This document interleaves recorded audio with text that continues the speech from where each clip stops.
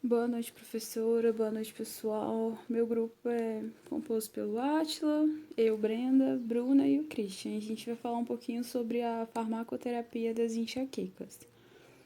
Então, o que é enxaqueca? É um tipo de cefaleia primária.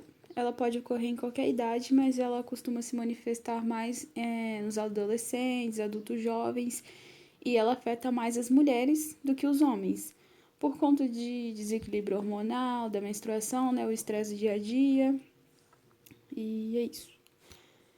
Os tipos de enxaqueca. Tem a clássica, né, que é a enxaqueca com aura, que ela se manifesta por crises de enxaqueca que elas são precedidas de sintomas visuais e sensitivos. E esses sintomas iniciais, eles são também chamados de pródromo. E a aura ela pode durar poucos minutos ou até uma hora, seguida de dor de cabeça muito forte. E a comum, ela é semelhante à cefaleia, a dor de cabeça mesmo que a gente costuma ter. Tem pessoas que têm a dúvida, né, se a dor de cabeça é a mesma coisa que enxaqueca, e não.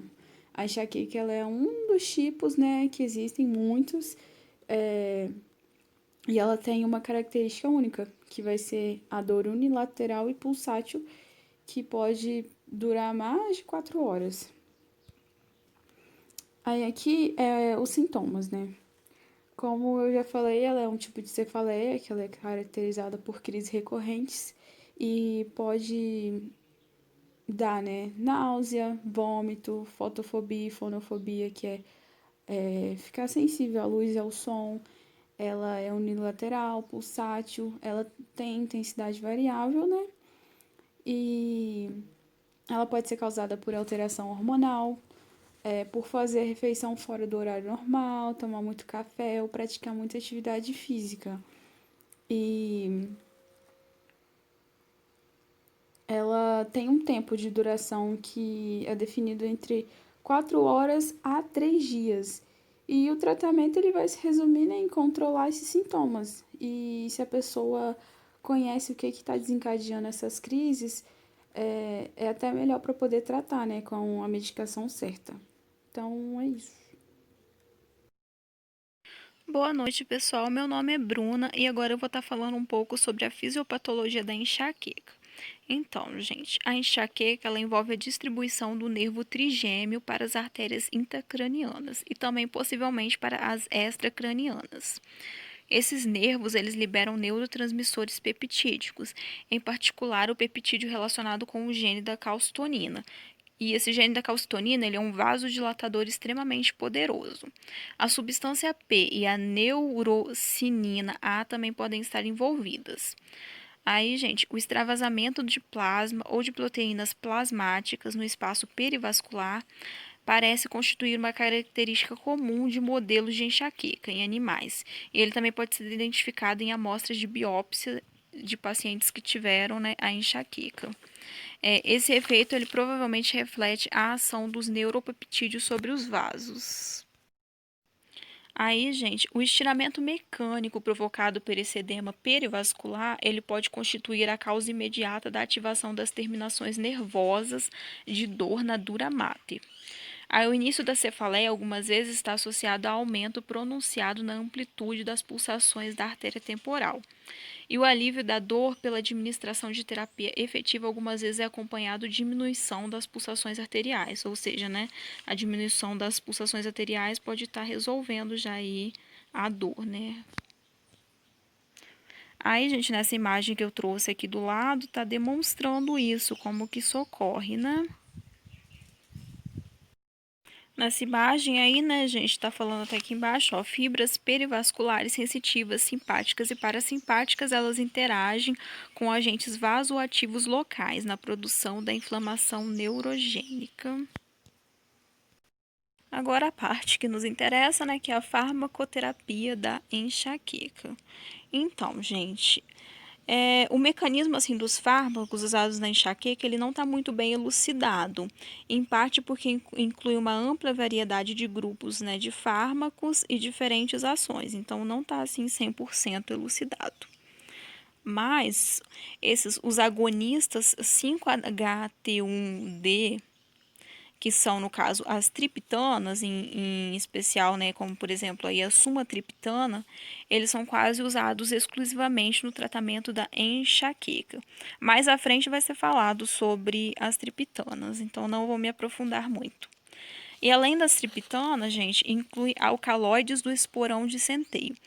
Sobre esse, que no caso, esses alcaloides do esporão de centeio são o ergote, né, que no caso é a ergotamina. Ele é um vasoconstritor utilizado nas crises de enxaqueca, principalmente quando os anti-inflamatórios não esteroides eles não dão efeito. Esses alcaloides do esporão de centeio, eles possuem uma ação não seletiva e eles agem sobre diversos neurotransmissores de forma agonista e antagonista ao mesmo tempo, e em diferentes receptores, incluindo os receptores 5-HT1, 5-HT2 e receptores dopaminérgicos e adrenérgicos. A sua ação no receptor 5-HT1 ele diminui a enxaqueca, que é uma ação agonista. Já a sua ação antagonista ocorre no receptor 5-HT2 e ela é mais assim profilática. E por eles agirem diretamente no sistema nervoso central, a ergotamina ela causa como efeito adverso normalmente náuseas e vômitos. Também são utilizados aqui na farmacoterapia das enxaquecas os analgésicos anti-inflamatórios não esteroides, como, por exemplo, gente, o ácido aceticílico, buprofeno e paracetamol. Os bloqueadores dos receptores beta-adrenérgicos, que no caso eles são bloqueadores dos receptores beta da noradrenalina, que no caso é o propanolol. Mais à frente vai ser falado também sobre ele. Também são utilizados os bloqueadores dos canais de cálcio, que no caso é o verapamil, antidepressivos tricíclicos, que no caso eles atuam aumentando a disponibilidade de noradrenalina e serotonina no cérebro, que já foi até mesmo, né, passado pela professora em aulas anteriores aí. Os inibidores seletivos da recaptação de serotonina, né, que são o ISRS, né? E também os agentes anticonvulsivantes, que no caso é o ácido valproico. Mais à frente também vai ser falado. Boa noite. Eu vou falar sobre as hipóteses de ação dos fármacos. A primeira hipótese fala que os fármacos eles podem ativar os receptores de 5-HT1D e B nas terminações pré-sinápticas do nervo trigêmeo, inibindo a liberação de peptídeos vasodilatadores, que também podem suprimir a descarga excessiva das terminações nervosas. Na segunda hipótese, as ações vasoconstritoras dos agonistas de 5-HT podem impedir a vasodilatação e o estiramento das terminações de dor. É possível nessas duas hipóteses os mecanismos contribuírem com alguns tipos de fármacos. Eu vou falar também sobre os principais fármacos utilizados na enxaqueca. A sumatriptana, como a Bruna disse em alguns slides anteriores, são no momento a terapia de primeira linha para ataques agudos de enxaqueca na maioria dos pacientes. Tem também os analgésicos e os anti-inflamatórios, como o ácido acetilsalicílico, que é o AAS, e o ibuprofeno, mostram muito úteis no combate da dor dessa enxaqueca. É bem raro se utilizar os apoides, como morfina e alguns outros. Parenterais é bem raro se utilizar, mas ainda se utiliza, porque a dor é tão intensa que o paciente só consegue melhorar com o uso de apoides.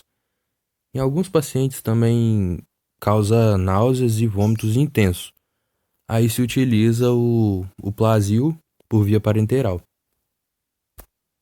Como foi dito, as triptanas são os fármacos mais eficazes no tratamento das enxaquecas. A sumatriptana, juntamente com as outras triptanas, são agonistas seletivos dos receptores 5-HT1D e B. Esses tipos de receptores são encontrados nos vasos cerebrais e meníngeos, também encontrados em neurônios e provavelmente atuam como receptores inibitórios pré-sinápticos. Tem uma tabela aqui que é a farmacocinética das triptanas. Tem o fármaco, a via de administração, tempo de início, dose única, dose diária máxima e meia-vida do fármaco. Podemos ver que a maioria das triptanas são de uso oral. Apenas a zolmitriptana, a sumatriptana são que tem em uso nasal, a sumatriptana tem de uso subcutânea e retal também. Como podemos ver, a sumatriptana ela é uma das mais eficazes no tratamento de enxaquecas, porque ela é a mais rápida de começar a ação dela. Ela leva de uma hora e meia, geralmente, para começar a agir, e no caso da dor, ela é a mais eficaz.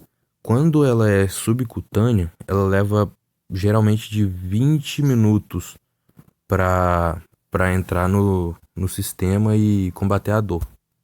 Os efeitos colaterais das triptanas são em sua maioria leves e incluem alterações sensoriais, tontura, fraqueza muscular, dor na cervical e no caso da sumatriptana parenteral, ocorrem reações no local da injeção. Ocorre também desconforto torácico em alguns pacientes devido à capacidade desse fármaco em causar vasospasmos coronarianos. Por prosseguinte, eles estão contraindicados para pacientes com doença arterial coronariana, bem como aqueles que apresentam angina. Além disso, o efeito com frequência dura menos que a cefaleia. Por conta disso, às vezes deve-se ter várias doses durante uma crise de enxaqueca prolongada, mas, porém, os efeitos colaterais limitam a dose diária máxima segura.